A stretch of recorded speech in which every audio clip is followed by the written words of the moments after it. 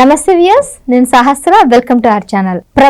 ప్రభాస్ అంటే మంచి సెన్సేషనల్ మూవీతో ఖచ్చితంగా వస్తారా అని ఎదురు చూస్తున్న వాళ్ళందరికీ నిజంగానే కల్కి సినిమాతో రాబోతున్నారు. అయితే ఈ కల్కి సినిమా మీద మరొక న్యూస్ అయితే బయటకు వచ్చింది. ఇది 8 పార్ట్లుగా ఉండబోతుందని అంటున్నారు. 8 నుంచి 9 పార్ట్లు చేస్తారని కూడా అంటున్నారు. మరి అది ఎంతవరకు నిజము, నిజంగానే అన్ని పార్ట్లు చేసే సీన్ ఉందా అనే అంశం మీద ఈ రోజు మనం హేమసుందర్ గారితో మాట్లాడదాం. నమస్తే సార్. నమస్తే అమ్మ. సార్, నిజంగానే కల్కి సినిమా 8-9 పార్ట్లు చేస్తారంటారా? ఆ స్కోప్ ఉందా అక్కడ? అంటే చేయాలంటే చేయొచ్చు, ఎందుకంటే పాత్రను తీసుకుని చేయటమే కదా. టైం ట్రావెల్ తో బోర్ కొట్టేస్తుంది. ఇప్పుడు హ్యారీ పాటర్ వచ్చింది, చాలా సిరీస్ వచ్చినాయి. అవతార్ వస్తుంది, అది అవతార్ కూడా చాలా పార్ట్లుగా రాబోతుంది చెప్తున్నారు. చేయడానికి చేయొచ్చు, కానీ ఒక్కోసారి జనం యాక్సెప్ట్ కూడా చేయరు, బోర్ కొడుతుంది. అన్ని పార్ట్లు చేయడం కూడా కష్టమే, ఎందుకంటే వాళ్ళ హీరో కూడా ముసలుడు అయిపోతారు అప్పటికి ప్రభాస్. మిగతా మీరు అనుకున్న 9 పార్ట్లు వచ్చేటైతే ఆయన కెరీర్ కలిగితూనే అయిపోతుంది. రకరకాల సినిమాలు చేస్తూ ఉండాలి కదా హీరోలు, అప్పుడే ఇంట్రెస్ట్ ఉంటది చాలా మంది. కాకపోతే కల్కి లాంటి పాత్రలు ఇంకా చాలా రావచ్చు. అంతేగాని వైజయంతి వాళ్ళకి ఇది ప్రెస్టీజియస్ బ్యానర్, ఇది వాళ్ళు కూడా ఆ బ్యానర్ వాల్యూ తగ్గట్టుగానే చేస్తున్నారు వాళ్ళు. ఎందుకంటే ఎప్పటి నుంచో సినిమా చేస్తున్నారు. 2898 ఏడి అంటే 2898 ఏడిగా కల్కి సినిమా చేస్తున్నారు. టైం ట్రావెల్ కథాంశము. ఈ కథ విషయంలో కూడా చాలా మంది దీంట్లో ఇన్వాల్వ్ అయ్యారు. ఎందుకంటే గతంలో టైం ట్రావెల్ కి పనిచేసి సినిమాకి పనిచేసిన ఆదిత్య 369 పనిచేసిన సింగీత శ్రీనివాసరావు గారు కూడా ఈ కథలో ఇన్వాల్వ్ అయ్యారు. ఒకరు కానీ కాదు, చాలా మంది ఉన్నారు, టీం ఉన్నారు ఈ సినిమా పనిచేసిన వాళ్ళు. పేరుకి తెర మీద సాయినాథ్ మా సంభాషణ కనిపిస్తూ ఉంటుంది, కానీ కథా విషయంలో చాలా పురాణాలు బేస్ చేసుకుని రీసెర్చ్ వర్క్ చేసి దీన్ని తెరకెక్కిస్తున్నారు. అట్లా రూపొందుతున్న సినిమా ఇది. ఇది చేస్తే 1-2 పార్ట్లు చేస్తారు తప్పితే అన్ని పార్ట్లు అయితే అవకాశం అయితే లేదు. అన్ని పార్ట్లు అసలు ఛాన్సే లేదు. అండ్ ఇంకొకటి, నాగాశ్విన్ సినిమాలు అంటే చాలా మందికి ఒక ఎక్స్పెక్టేషన్స్ ఉంటాయి. ఫస్ట్ సినిమా ఎవడే సుబ్రహ్మణ్యం మంచి సక్సెస్ వచ్చింది, ఆ తర్వాత మహానటి అయితే ఒక ప్రభంజనం అనే చెప్పాలి. ఇక 3వ సినిమా కల్కి మీద అయితే చాలా ఎక్స్పెక్టేషన్స్ ఉన్నాయి.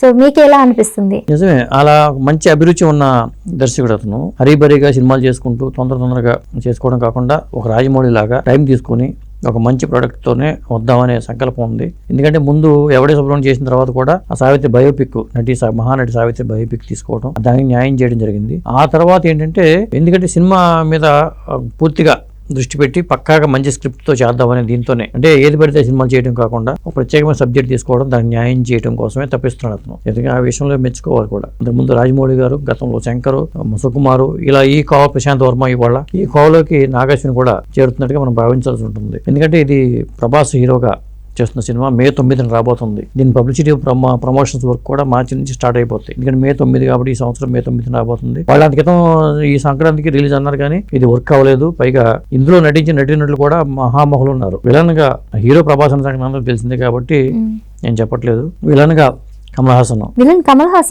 గా కమల్ హాసన్, అమితాబ్ బచ్చన్, దీపికా పదుకొనే, దిశా పటాని, ఇలా చేసుకుని చెప్పుకుంటూ వెళ్ళిపోతే ఆర్టిస్టులు అందరూ చాలా భారీగా ఉన్నారు.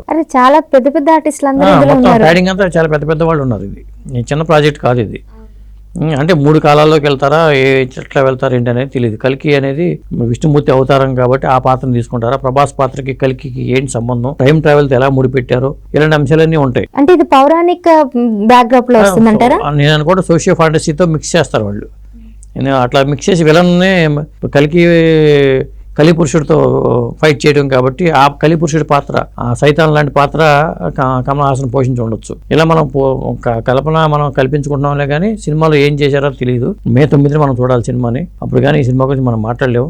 సంతోష్ నారాయణ మ్యూజిక్, మొత్తానికి ఒక షట్టర్ సోపేతంగా ఈ సినిమాని విందులాగా మలుస్తున్నారు వాళ్ళు. సార్, ఇంకొకటి, ప్రశాంత్ వర్మ అలాగే రాజశేఖర్ డైరెక్షన్ లో వచ్చిన సినిమా అది కల్కి, మరి సేమ్ నేమ్ పెట్టారు అంటే ఇష్యూస్ ఏం రావంటారా? ఎందుకు వస్తే ఎప్పుడు కదా 10 ఏళ్ళే కాబట్టి 10 ఏళ్ళ తర్వాత టైటిల్ ఎవరైనా వాడుకోవచ్చు. అలా ఏం కదా, ఇది కల్కి 2898 అని చెప్తున్నారు కదా, అక్కడ టైటిల్లో అది కూడా ఉంది. ఇక్కడ అయినా కల్కి అని పెట్టుకున్నా ఇబ్బంది ఏమీ లేదు, ఎందుకంటే 10 years ఉంటుంది టైం పీరియడ్.